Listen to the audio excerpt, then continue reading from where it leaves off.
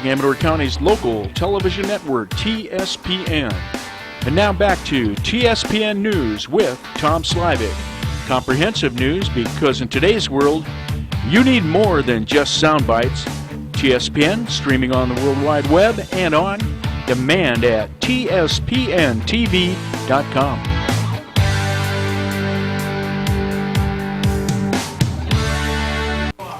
Hi, everyone, and welcome back. I'm Tom Slavik. I'm sitting here with Supervisor Richard Forster. We're going to go over what's on the agenda for tomorrow's Board of Supervisors meeting. It's going to be a very short agenda.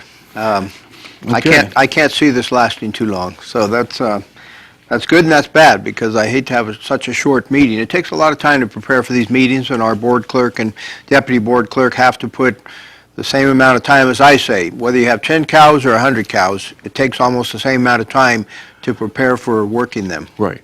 So I understand tough situations sometimes for them, but the first item up is a resolution proclaiming the month of April as Child Abuse Prevention Month, and this will be representative of Amador County, that is. So what they're trying to do mainly is bring the attention to child abuse in the county, but not just as most people think of child abuse as physical or sexual abuse, but there's neglect is actually the biggest. Out of 581 cases, there were 276 cases reported of neglect last year. Wow. In Amador County. And, you know, these are cases that, when it goes through it, 276, emotional abuse 163, physical 127, sexual abuse or exploitation 28 cases, and then 5 other. The total number of allegations exceeds the total number of referrals because some referrals include multiple allegations and multiple children. So that's the case that sometimes you have a family of 2 or 3. I just know of a case recently where the father was arrested on drug charges. Well, the 2 children had to be put into Child Protective Services with the county. Okay, is Health and Human Services, or will our Health and Human Services be there at the meeting? And I would imagine they will be, but the Child Abuse Prevention Council runs under the auspices of First Five now. But obviously they work with social services very closely because there are a lot of implications here when children have to be put under Child Protective Services. Right, so that's probably the heaviest. Richard, it seemed like you probably get some testimony tomorrow or that. Is a lot of this like methamphetamine related in the way that maybe the parents have gotten themselves tangled up in that terrible drug? And I think not just meth, it's the total picture of drugs and alcohol, and how children are abused mentally, physically, psychologically when that happens. Neglect is a big issue there. When people get on drugs, they worry less and less about taking care of their kids. I mean, you've seen those cases, especially in Sacramento, the ones that come up where the children are on meth and they're locking their kids in closets.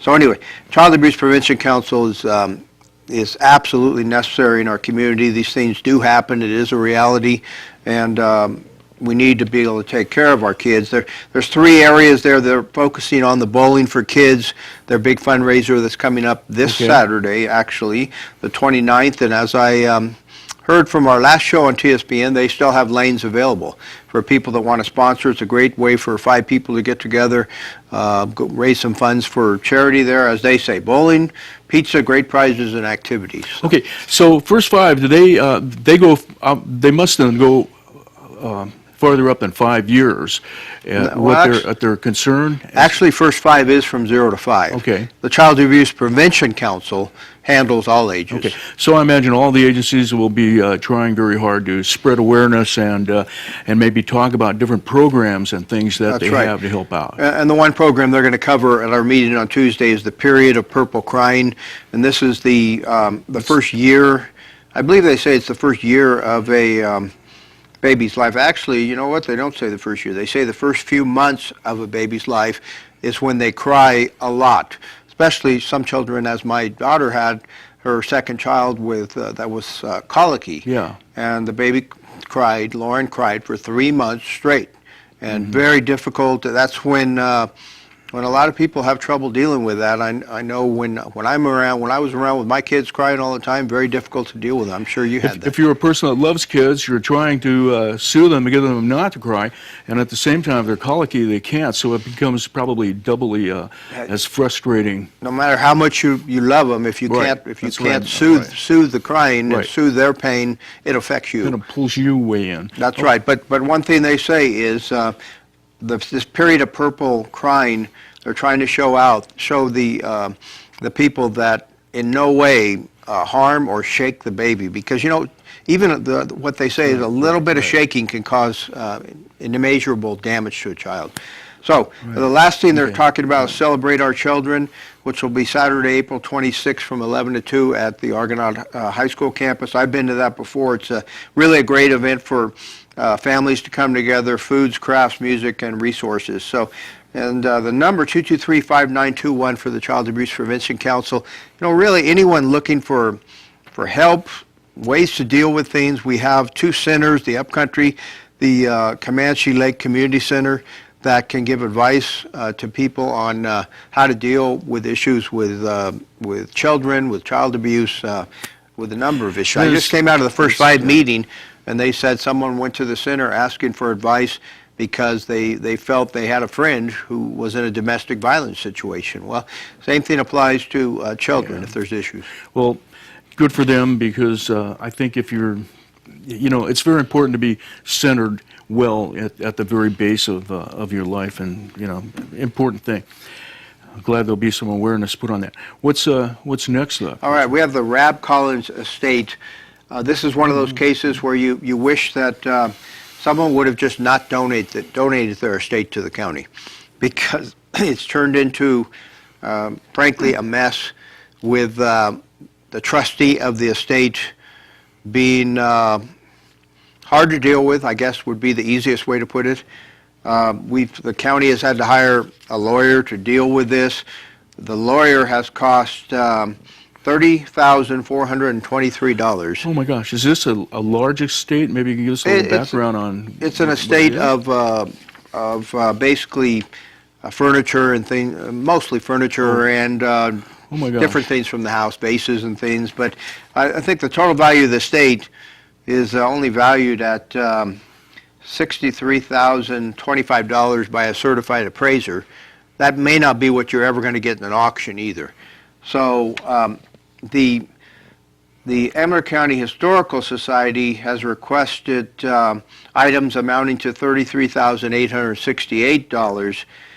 The value of the items not requested by them is $29,157, so not even enough money for us to compensate the county for the money spent on the attorney, and not to mention our county council staff time is $10,600 plus dollars. And this is going to be in the open? Oh, this is open session now. Now the board's got to decide what to do with these items. Do we just take the whole estate and sell it? The problem is we have some of these items that are being requested. For instance, there's the first item up is a settee, pierced rose and grape pattern, fountain elms, maroon velvet with tufted back. It's a 7-piece furniture set, a full salon set. Very beautiful, valued at I think it's $30,000. Two of those chairs are requested, I believe, by the Historical Society. So if you take two chairs out, it makes that whole set less valuable, though. My wife and I have a few antiques here and there. I mean, that just makes common sense, though. If you're going to rob from the set, it's going to diminish the price of the whole thing at auction. So that's something the board's going to have to discuss. The board's going to have to discuss how do we reimburse the county for all of these expenses. The expenses are everything from a personal property appraiser for $3,000. I'm going to read the bigger items. Okay. The transport of the estate, almost $2,000. Relocation of the items from the warehouse to the print shop, $520. The attorney's fees in about $31,000. So that's why I said. So the difficulty is in a sense, coming from the estates. Who handles an estate? The trustee. The trustee? The problem is that the trustee Was not happy about the whole situation anyway.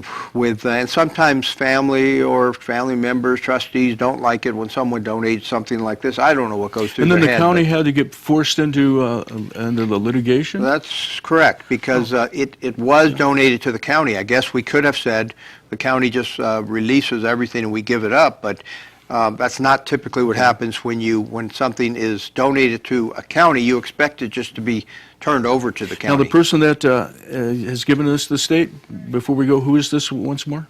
Who is Who had donated all this? the estate? Alethea Collins, so it's the Okay. Rab Oh, Collins, Rab Collins estate. Anyway, Okay. the board's going to have to unwind all this tomorrow and figure out what we're going to do. I really don't think it's going to take that long. I mean, my personal feeling is, I think when the county's forced to expend that kind of money, you have to recover it some way because it's taxpayer money. And if that means we have to go out and have an auction, the problem is, like I said, with an auction, you may never get full value for something. Right. Okay. We're going to take our break, and then we're going to be back with the remainder of the Board of Supervisors meeting scheduled for tomorrow. Stay with us. You're watching Amador County's local television network, TSPN.